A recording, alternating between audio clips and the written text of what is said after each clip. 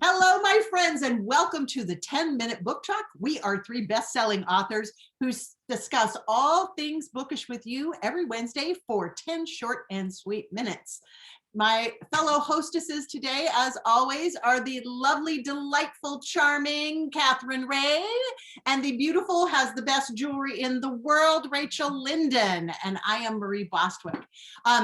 Our guest today is Elise Hooper, who has written an absolutely wonderful work of historical fiction called Angels of the Pacific. I read this book. I made my mother read it. I didn't make her. I gave it to her. She wanted to. My sister read it. I am making everybody read this book. It's a delightful story. Elise, welcome to the 10-Minute Book Talk. Would you just tell our audience a little bit about your book? Sure. Well, first of all, thanks for having me. I've been admiring that necklace. So yes, I agree with fabulous jewelry. I'm just delighted to be here. Angels of the Pacific is historical fiction based on the real life story of these women from the 1940s who were known as the Angels of Baatan. And this was a group of US Army nurses who ended up kind of essentially stuck in the Philippines when the US entered World War II. So they were serving on the front lines. They are the first American women to have really ever served on the front lines of a war. And then they're the first group of American women ever held as prisoners of war. And remarkably, they all survived. So it's a story about hope and resilience and grit and all these things, of course, we've been relying on quite heavily the last couple of years. Oh my gosh. Everything you're saying, I'm going, oh yes, this is resonating. This is amazing. And I remember reading the original article about the and going, someone's got to write a book about this. This is too good. And you wrote a book about it. I'm so glad. For you, what was the point where what was the point that struck your heart and you went, I've got to write this story? What was the thing that made you say, I want to take this and make this story my own? Right. Well, so my grandfather served in the South Pacific during World War II, and I had always known that, but like probably I think many of us, we were kids, we didn't ask a lot of questions. And so he was aboard the USS Missouri when to sign the peace treaty with the Japanese to end World War II. And he went into Tokyo afterward with MacArthur and came home with a souvenir that was this hand-sewn silk child's kimono. And we've had that in our family all these years, this heirloom. And I've looked at it and thought, I need to learn more about the war in the Pacific. I want to learn more about my grandfather's service.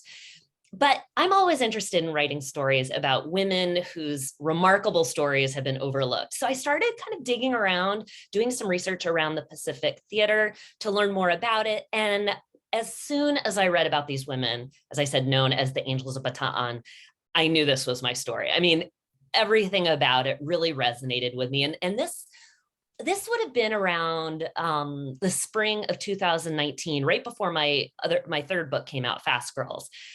I had read Elizabeth Norman's wonderful nonfiction book called We Band of Angels. And I just knew that this was a story, just like you said, that needed to have a novel written about it. And I went to the Philippines in 2020 to research it, met this wonderful historian who lives in Manila. And really, that's when I realized, too, I needed to have a Filipino character in this and really tell more about what life was like in the Philippines for Filipinos, too, because it's just such an interesting story that I at least knew very little about.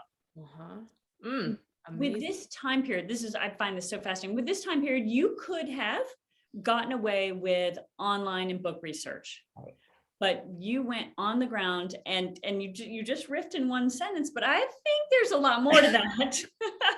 Well, because that's amazing being on the ground. Could you tell us a little more? Sure. So it was, I mean, of course, now in 2022, to have gone somewhere like that, somewhere in Asia in winter of 2020, we know now that that was even sort of more dramatic.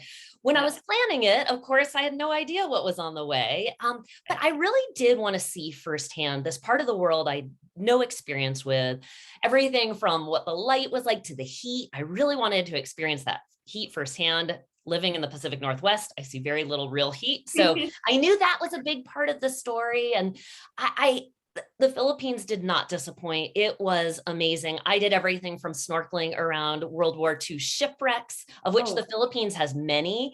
And I'll tell you, there is nothing more sort of ghostly than drifting along this current as kind of this dark hulking shape arises in the water. It's truly tremendous. I went to Corregidor, which is this island that plays a large part in the story. There is this group of underground tunnels that the U.S. Army Corps of Engineers built, which is where the Americans really make their final stand in the Philippines. I needed to see that firsthand.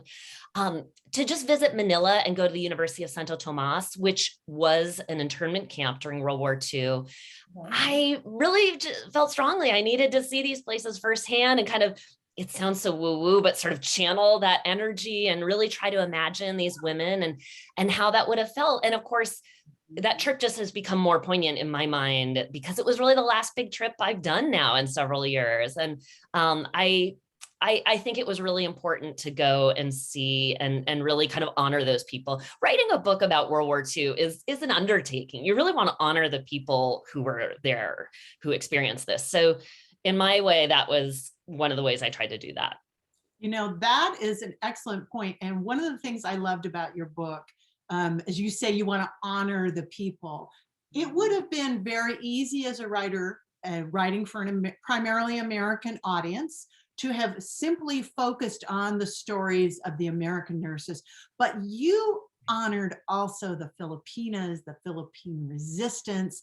Just tell us about that and what brought you into that story and the connections. I mean, this is what I love about, by the way, book clubs, this is a great book club pick. It really is so much history, but so much about relationships and the dependency these women had on one another. So talk about that. Just go. Right. Like, okay, going. So something that I learned while I was there was how pivotal a role Filipinos played in saving Americans during this war.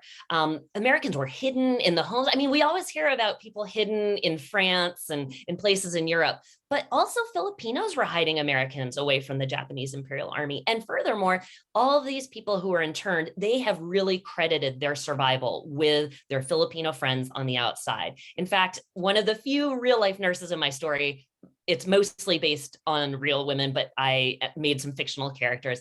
Josie Nesbitt is a real figure who makes an appearance in Angels of the Pacific. She wrote a letter to MacArthur after the war saying, our Filipino sisters, they need to be recognized for saving us. And no one ever did anything to acknowledge, no, the US government never did anything official, but there was such a strong bond forged between these women. I knew as soon as, especially I was in Manila, that I needed to educate myself and do the best I could to include these characters, because otherwise it's really just, it's not the full story at all to just focus on the Americans. I realized that it just didn't feel right to be writing about only Americans in a foreign country. I needed to do my best to portray a wider story. So fortunately, I mean, that's why also travel is important. It's important to go and experience these people, these cultures firsthand, but it's also important to meet people and create those bonds that, yeah, I probably could have done over email and social media, but I really needed help. And so to meet my historian, and she's answered so many questions for me online. She read early copies of the book. That was so important to me. Well, as you said, you tried to do your best. My darling, your best is very, very good indeed. Thank you. Gang, if you like historical fiction, if you like stories of strong women, if you like stories of people coming together in difficult circumstances, if you need a new book club pick, do look for Angels of the Pacific by Elise Hooper. It is a delightful, fascinating, interesting book. It's a page turner. You'll learn a lot and you'll enjoy it. So Elise, thank you so much for being with us today on the 10-minute book talk. It's been much too short. And it has. Thank you. Thank you.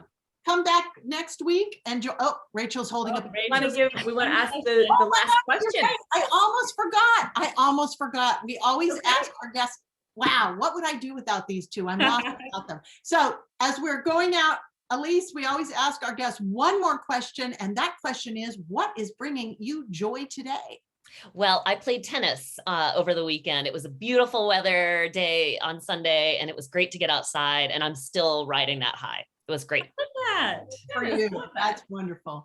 All right, my friends, thank you so much for spending this busy 10 minutes with us. We'll see you next time on the 10-Minute Book Talk.